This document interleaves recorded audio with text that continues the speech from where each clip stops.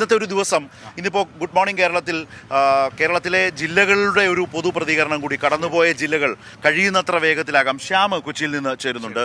Shyam, good morning. Kochi നഗരം അല്ലെങ്കിൽ എറണാകുളം ജില്ല നവകേരള യാത്ര സ്വീകരിച്ചത്, അത് കടന്നുപോയത്. അപ്പോൾ വേറൊരു കാര്യമുണ്ടായിരുന്നു. CPIയുടെ സംസ്ഥാന സെക്രട്ടറി ആയിരുന്ന കാനത്തിൻ്റെ അകാല വിയോഗം സംഭവിച്ചത് ആ ഘട്ടത്തിലാണ്. ആ ഘട്ടത്തിൽ ആണ് ഇനിയും അവിടെ 4 നിയോജക മണ്ഡലങ്ങൾ അവശേഷിക്കുന്നുണ്ട്. അപ്പോൾ എറണാകുളം ജില്ലയുടെ ഒരു പൊതുവിലയിരുത്തൽ നവകേരള സദസ്സുമായി ബന്ധപ്പെട്ട് എങ്ങനെയാണ്, അനുഭവം എന്താണ്? വളരെ വളരെ ക്വിക്കായിട്ട് നമുക്കൊന്ന് പോയാൽ കൊച്ചിയിലേക്ക് വന്നാൽ.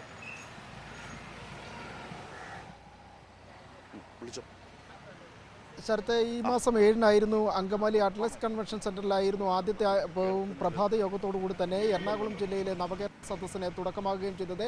തുടർന്ന് അങ്കമാലി, പറവൂർ തുടങ്ങിയ ആലുവ തുടങ്ങിയ മണ്ഡലങ്ങളിലെ പ്രഭാത യോഗത്തോടുകൂടി തുടക്കം. പിന്നീട് അങ്കമാലി അറ്റ്ലസ് കൺവെൻഷൻ സെൻറ്ററിന് സമീപത്തുള്ള പൊതുയോഗത്തിൽ ആരംഭിക്കുകയും ചെയ്യുന്നു.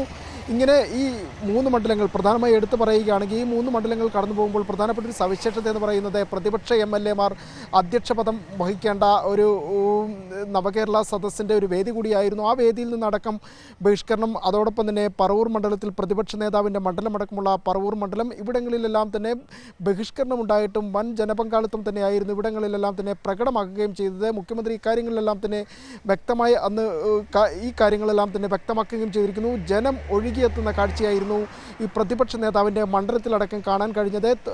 8-ാം തീയതി, അതിന് അടുത്ത ദിവസം തന്നെ കൊച്ചി, അതോടൊപ്പം തന്നെ എറണാകുളം മണ്ഡലങ്ങളിലെ നവകേരള സദസ്സിനോടനുബന്ധിച്ചുള്ള പ്രഭാത യോഗങ്ങൾ നടന്നു.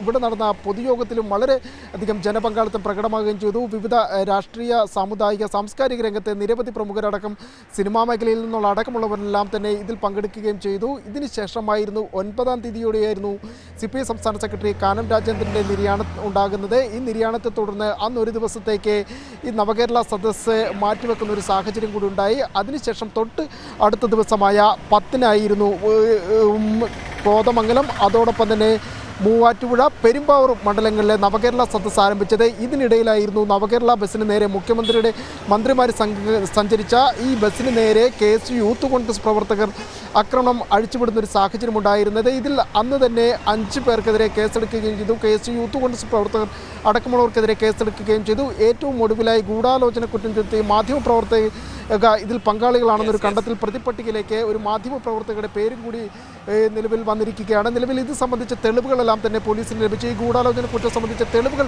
പോലീസിൻ്റെ പക്കലുണ്ടെന്നാണ് പോലീസ് നൽകുന്ന വിശദീകരണം. അതായത് നിലവിൽ ഈ പ്രതിഷേധക്കാരുമായി ഒത്തുചേർന്ന് മറ്റ് ഫോൺ വിളികൾ അടക്കമുള്ള ചാറ്റ് വിവരങ്ങൾ അടക്കമുള്ള ശേഖരിച്ചിട്ടുണ്ടെന്നാണ്. ശരി ശ്യാം, ഓക്കെ.